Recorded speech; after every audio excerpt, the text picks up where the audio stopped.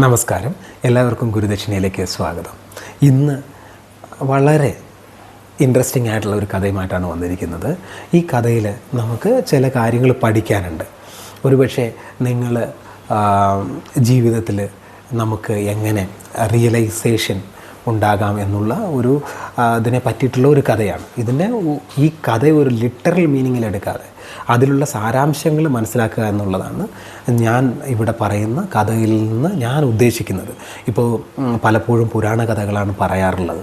അതിനുള്ള ഒരു കാരണം എന്താണെന്ന് വെച്ച് കഴിഞ്ഞാൽ, എനിക്ക് കൂടുതൽ അറിയുന്നത് പുരാണ കഥകളായതുകൊണ്ട് മാത്രമാണ്. അല്ലാതെ അതൊരു റിലീജിയസ് തോട്ടായിട്ട് ഞാനിവിടെ പറയുന്നതല്ല.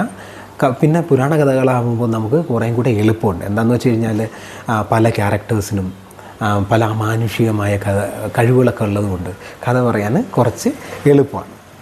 അപ്പോൾ ഈ കഥ റിയലൈസേഷനുമായിട്ട് ബന്ധപ്പെട്ടതാണ്. അപ്പോൾ നമുക്ക് എല്ലാവർക്കും തന്നെ റിയലൈസേഷൻ അറ്റൈൻ ചെയ്യാം എന്നാണ് പറയുന്നത്. റിയലൈസേഷൻ എന്ന് പറഞ്ഞാൽ എൻലൈറ്റ്മെൻറ്റ് എന്നാണ് അതുകൊണ്ട് ഉദ്ദേശിക്കുന്നത്. അതായത് മോക്ഷം കിട്ടാനായിട്ടുള്ള മാർഗം. അപ്പം മോക്ഷം കിട്ടാൻ ശരിക്കും എന്താണ് വേണ്ടത്? നമ്മൾ എന്താണെന്ന് നമ്മൾ തന്നെ മനസ്സിലാക്കുന്നതിനെ തന്നെയാണ് മോക്ഷം എന്ന് ഉദ്ദേശിക്കുന്നത്. അതായത് നമ്മളുടെ ഓരോരുത്തരിലും ഉള്ള ദൈവാംശത്തെ അറിയുക എന്നുള്ളതാണ് മോക്ഷം കൊണ്ട് ശരിക്കും ഉദ്ദേശിക്കുന്നത്. അപ്പോൾ അങ്ങനെ നമ്മൾ അതിനെ മനനം ചെയ്തെടുക്കുകയാണെങ്കിൽ നമ്മൾ ഏതാണ്ട് ഈശ്വരനോ തുല്യനാകാൻ കഴിയുന്നു എന്നാണ് വിശ്വാസം. അപ്പോൾ അങ്ങനെ നമ്മൾ ഇനിയും അതിനെ പ്യൂരിഫൈ ചെയ്യുകയാണെങ്കിൽ നമ്മൾ ഇനിയും ഹയർ ലെവലിലേക്ക് മൂവ് ആയിക്കൊണ്ടേയിരിക്കും. അതാണ് എൻലൈറ്റ്മെൻറ്റ് കൊണ്ട് ഉദ്ദേശിക്കുന്നത്. അപ്പോൾ എൻലൈറ്റ്മെൻറ്റ് അല്ലെങ്കിൽ മോക്ഷം കിട്ടാനായിട്ട് നമ്മൾ എന്ത് ചെയ്യണം എന്ന് ചോദിച്ചാൽ, മോക്ഷം കിട്ടാനായിട്ട് എന്ത് ചെയ്താലും നമുക്ക് മോക്ഷം കിട്ടും. നമ്മൾ ചെയ്യുന്ന കാര്യം എന്തു തന്നെയാണെങ്കിലും അത് വളരെ വൃത്തിയായിട്ട് നന്നായിട്ട് ചെയ്യുകയാണെങ്കിൽ, ഡെഡിക്കേറ്റഡായിട്ട് ചെയ്യുകയാണെങ്കിൽ, ആ ചെയ്യുന്ന പ്രവൃത്തിയിലുള്ള ദൈവികതയിലൂടെ തന്നെ നമുക്ക് മോക്ഷം കിട്ടും.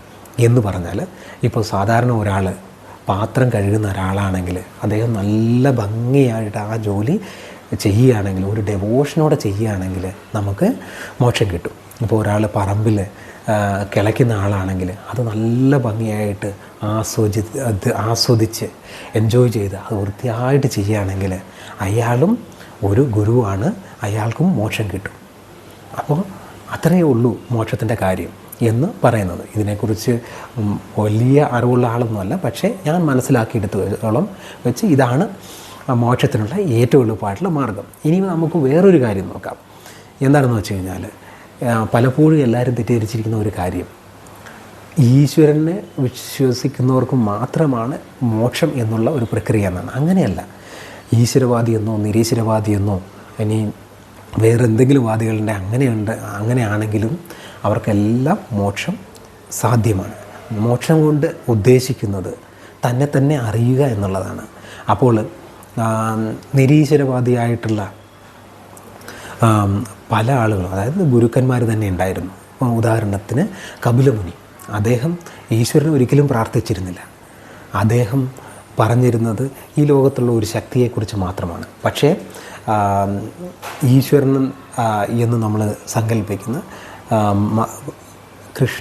ശ്രീകൃഷ്ണൻ പോലും പറയുന്നത് മുനിമാരിൽ എനിക്ക് ഏറ്റവും ഇഷ്ടം കപിലമുനിയെയാണെന്നാണ്. അപ്പോൾ നമ്മൾ പറഞ്ഞുകൊണ്ട് വന്ന കാര്യം, ഇത് ഈശ്വരവാദി അല്ല അല്ലെങ്കിൽ നിരീശ്വരവാദി ആണെങ്കിൽ പോലും എല്ലാവർക്കും റിയലൈസേഷനുള്ള ചാൻസ് ഉണ്ട്.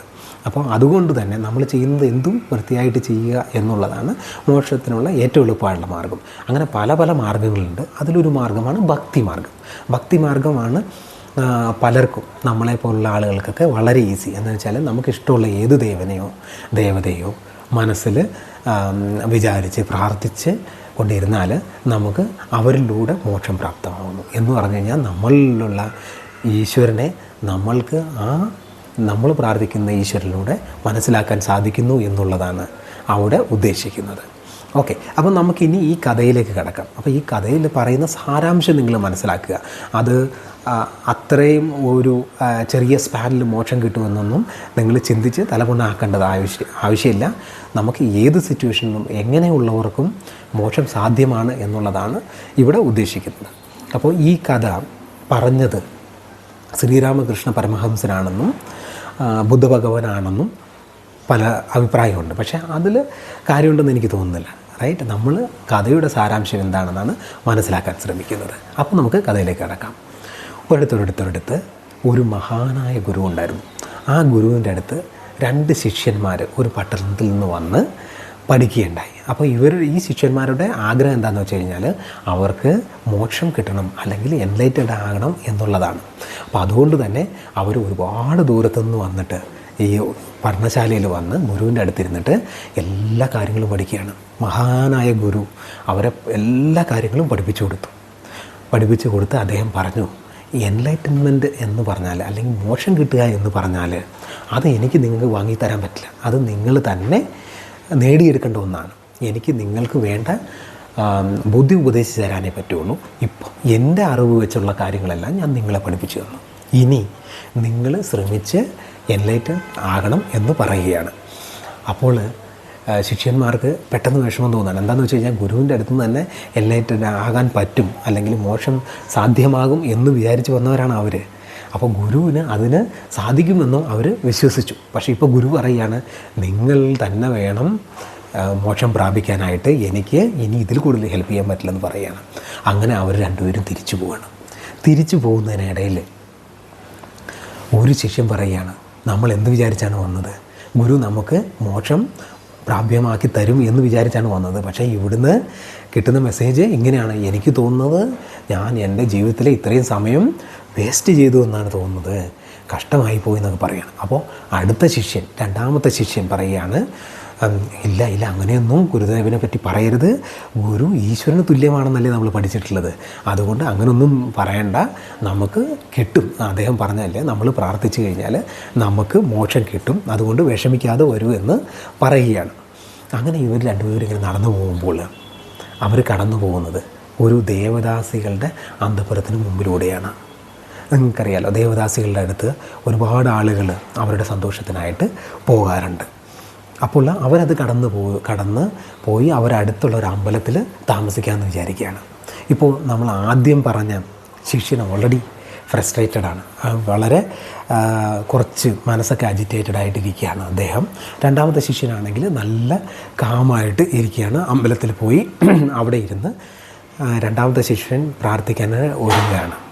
അപ്പോൾ ആദ്യത്തെ ശിഷ്യൻ പറയുകയാണ്, എന്തായാലും എനിക്ക് എൻ്റെ സമയമെല്ലാം പോയി, ഇനി ഞാനൊന്നും നോക്കുന്നില്ല, ജീവിതം ഇനിയെങ്കിലും എൻജോയ് ചെയ്യാൻ പോവുകയാണ്, ഞാൻ നേരെ ദേവദാസികളുടെ അന്തഃപുരത്തിലേക്ക് പോകാൻ പോവുകയാണ് എന്ന് പറഞ്ഞിട്ട് ആദ്യത്തെ ശിഷ്യൻ ഇറങ്ങി ദേവദാസികളുടെ അന്തഃപുരം നോക്കിയിട്ട് നടക്കുകയാണ്.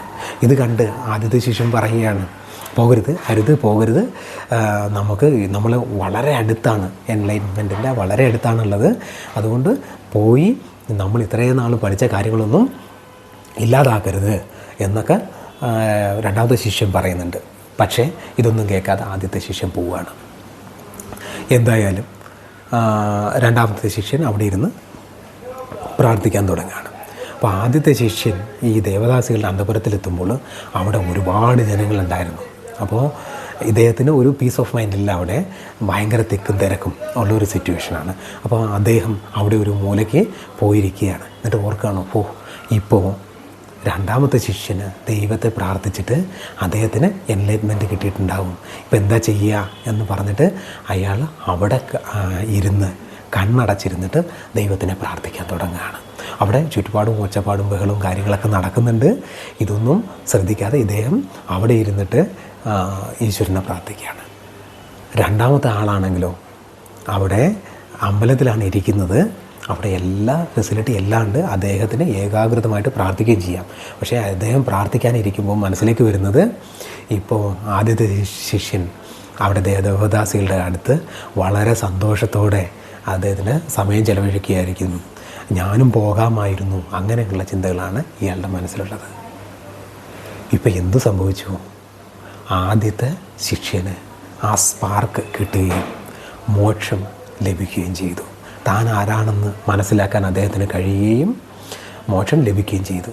2ാമത്തെ ശിഷ്യന് അന്ന് അവിടെ വെച്ച് മോക്ഷം ലഭിക്കുന്നില്ല, അദ്ദേഹത്തിൻ്റെ മനസ്സ് ഡിസ്റ്റർബ്ഡായിരുന്നു.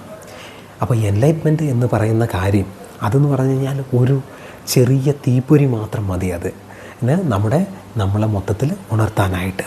ആ തീപ്പൊരി ആദ്യത്തെ ശിഷ്യന് ലഭിച്ചത് ദേവദാസികളുടെ അന്തഃപുരത്തിൽ നിന്നാണ്.